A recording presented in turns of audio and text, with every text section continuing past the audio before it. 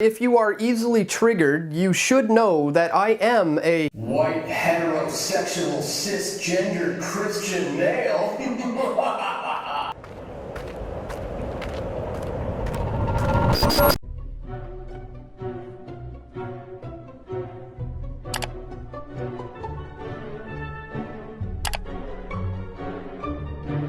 Look at that. Holy smokes, man.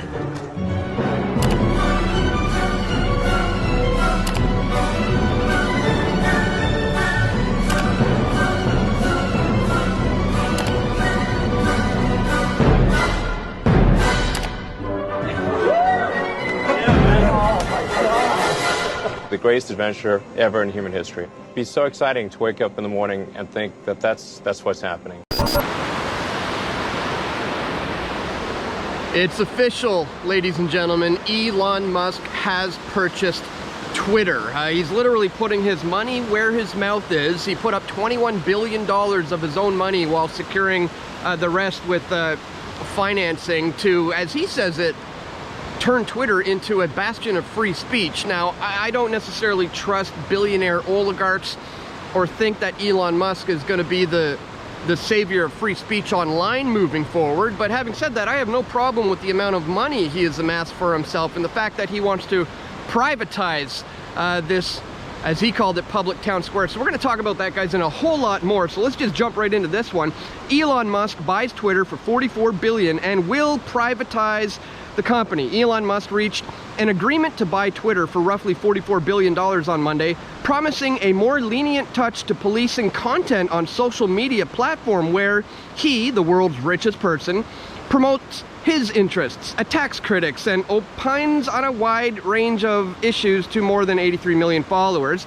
The outspoken Tesla CEO has said he wanted to own and privatize Twitter because he thinks it's not living up to its potential as a platform for free speech. And what's not to agree with that? It clearly has not been, and I think privatizing things moving forward is the way to go. And yet again, this is another time where it proves that capitalism is far superior to socialism, and it's going to completely smash it and crush it every single time, ladies and gentlemen. And in fact, I think a lot of people agree with me, and they see it just as that.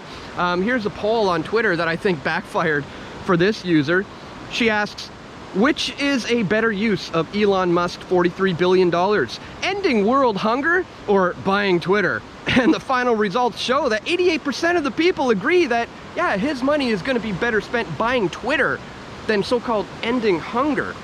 Because look, if you want to look at the issue of ending world hunger, it's a heck of a lot, going to take a heck of a lot more than just giving everybody in the world money. You need to hack at the root of the problem, which is fiat lending, the bank's ability to create and print money out of thin air. Until you change that fundamentally flawed system, you're never going to end world hunger by just giving people free money. It never works. And I'm glad to see the results of that poll, you know, which shows that people have a pretty good grasp on that. So here it is, guys. This is what Musk is basing pretty much everything on. It says here, free speech is the bedrock of a functioning democracy, and Twitter is the digital town square where matters vital to the future of humanity are debated. And I think that's a really good point, to be honest.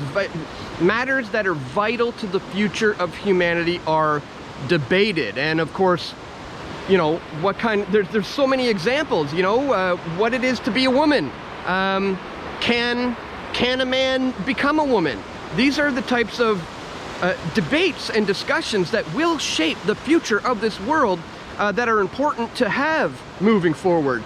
So I'd have to agree with them, you know, with that. In fact, I went on to Twitter already and I said, you know, let's take this for a test spin. The definition of a woman is adult female human being. Now, I know changes probably haven't been made already, but we'll see how that one goes. Continuing, he said he wants to make Twitter better than ever by enhancing the product with new features, making the algorithms open source to increase trust. That obviously, I think, has some of the major tech conglomerates shaking in their boots right now. The fact that he would open up the algorithm to show exactly how they do their censorship, would essentially also end shadow banning, because it would be clear for everyone to see there how exactly that works. So, and you know, speaking of shadow banning, I figured I'd put it out there to Elon Musk as well. Hey, you know, if while you're at this, maybe you could unsuspend the Press for Truth Twitter accounts. You know, that'd be greatly appreciated if you could do that. So let's continue. He says he wants to make the algorithms open source to increase trust. He wants to defeat the spam bots. Now, obviously, this is a real issue, but I don't think people understand the extent to which this issue stretches into the tentacles of how we live our daily lives, because most people are probably just thinking he's talking about cryptocurrency scams and Twitter bots of that nature, but it gets far, far, far deeper than that. Ladies and gentlemen, these Twitter bots have been used, for example, to create conspiracies in an effort to discredit legitimate conspiracies. For example, I put this one out a while ago, the coronavirus 5G PSYOP exposed, live with Press for Truth. And in that video, I'm explaining that this whole idea that 5G causes the coronavirus was a conspiracy hatched by the powers that ought not to be, and it was Twitter bots that put that information out there, and then news outlets started picking up on this idea, and then crazy people started joining in on it and burning down 5G towers thinking it's actually legit. It was all launched by a campaign by the secret intelligence communities who want to discredit anybody who speaks negatively about 5G technology, as you can now just say, oh yeah, you're probably one of those guys who thinks 5G causes coronavirus. Completely made up conspiracy designed to distract people from the truth that there are issues with 5G. But now when you talk about that, it can be easily discredited because of this Twitter bot problem. So it should be interesting to see where things are going to go with that. He says he wants to defeat the spam bots, and then finally he ends it with saying authenticating all humans. Twitter has tremendous potential. I look forward to working with the company and the communities in unlocking that. Well, at first that sounds pretty good, you know. I want to be authenticated. I think most people are thinking, you know, I want that blue check mark. I know that it's actually me operating my Twitter account. Why don't I get the coveted blue check mark, you know? And that's how people are going to be enticed into this thing, but really it's just tying you to the digital ID, tying yourself, probably eventually biometrically, knowing Elon Musk and his ideas of planting chips into the brain, to eventually tie you to that digital ID system. So again, like I said in the beginning, I don't trust these billionaire oligarchs who really have this much power, but this is a nuanced discussion. There's all sorts of things going on here with Elon Musk, and again, it's worthy of debate. So the fact that he says, I look forward to working with the company to unlock that potential, kind of has me a little bit worried about what might be going on there. As I said earlier, I forgot to point out here, that my Twitter account has been suspended. I put this out a while back. The attacks continue with Press for Truth, now suspended on Twitter in the latest tech war mega strike. Press for Truth has been under a relentless attack from Silicon Valley, major tech conglomerates, and a group of social justice warriors who claim to be anti-hate, who are minions, who are making cancel culture a reality. The latest attack against PFT came from Twitter, as they have just suspended the PFT Twitter account that had well over 20,000 followers just days before an election here in BC, and just less than 2 weeks away from the US presidential selection. In this video, Dan Dicks of Press for Truth dives deep into how PFT is being censored, who is involved, and most importantly, what you can do to help. And like I said, guys, I don't think that Elon Musk is going to be the true savior of free speech online. And but it is interesting to see how many people have a problem with the capitalism side of this. I mean, I kept seeing these tweets going viral saying, like, man, with $43 billion, you know, he could have given every single person on the planet $1 million and still had X number left over, or he could have given every American $1 million and still had $7 billion left over, and it's just ridiculous. So I felt I would chime in and get in on the viral tweets with this one. With $43 billion, Elon Musk could have given me like tree fitty and still had $43 billion left over. Why aren't more people talking about this? But again, it's just to point to the lunacy of it all. And indeed, it is crazy. You know, people are really losing it over this right now. The vile left that has really turned Twitter into a cesspool are enraged at the idea that they're not going to be able to continue censoring the internet, and that voices like Donald Trump and Alex Jones and you know, like the whole lot of them you saw in that beginning clip are going to be given a platform to speak their mind is terrifying to them. So some of them are apparently starting to exit the platform and delete their Twitter accounts, and obviously that's well welcomed. Get a load of this. This is from The Independent. How to delete your Twitter account. Twitter's decision to sell the company to Elon Musk for $44 billion has left some users seriously considering their future on the social media platform. With Mr. Musk promising to defend free speech, it puts in quotes, and the prospect of banned right-wing figures such as Donald Trump and Marjorie Taylor Greene are potentially being welcomed back, critics are deleting their accounts. And it actually goes into a bit of a paywall on my phone here. So, but you get the gist of it. They're starting to delete their accounts, which here's the weird kind of thing about all this right now is, for the longest time, those of us who have been true supporters of free speech and who understand how the Silicon Valley tech conglomerates are manipulating us and controlling us through social media, have been saying for a long time it's a good idea to get off Facebook, you know, delete your Twitter.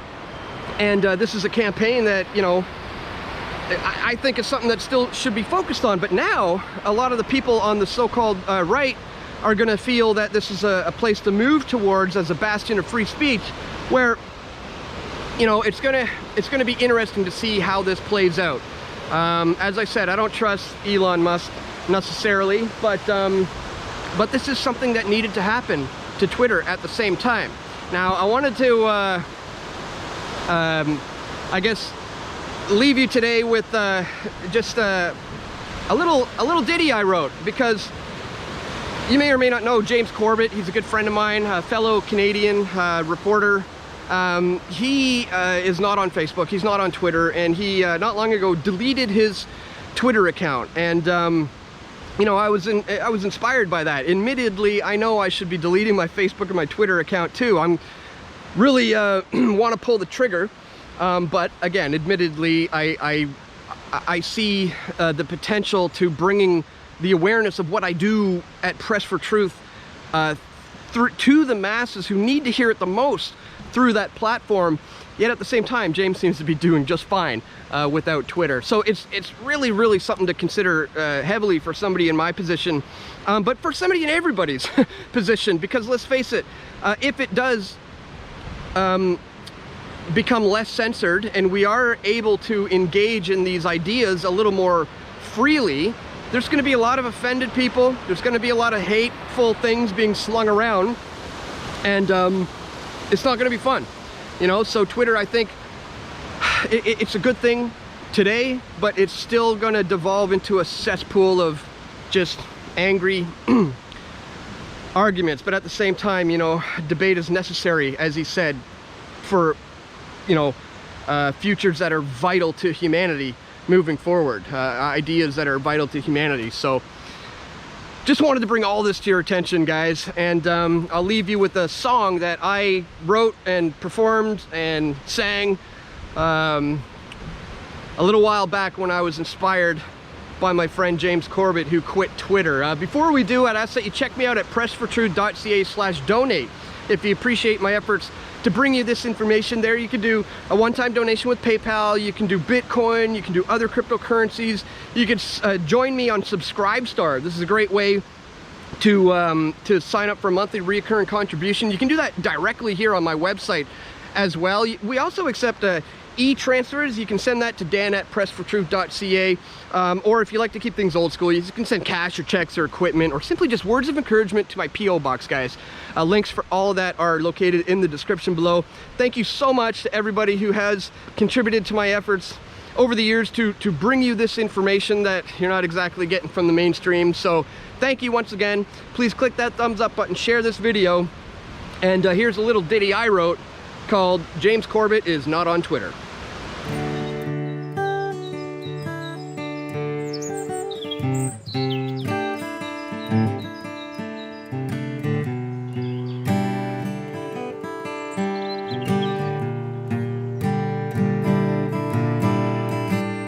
James Corbett is not on Twitter. You won't find him on Facebook either. I'd like to see you try and censor that which isn't even there. James Corbett is not on Twitter. You won't find him on Facebook either. Jack Dorsey and Zuckerberg, your time has come. The press has won. James Corbett is not on Twitter. You won't find him on Facebook either. I'd like to see you try and censor that which isn't even there. The Corbett Report is not on Twitter. You won't find him on Facebook either. Jack Dorsey and Zuckerberg, your time has come. The press has won. Why am I on Twitter? Why am I on Twitter? It's graffiti on the bathroom wall that millions of people can read. So why on earth am I on Twitter? No more. No more. Not for me, but I'm sure you will survive without me. Hey, why not? Maybe you can even join me by exiting Twitter. Delete Twitter. So, that's going to do it for this week. I am your host, James Corbett, CorbettReport.com. Looking forward to talking to you again very shortly.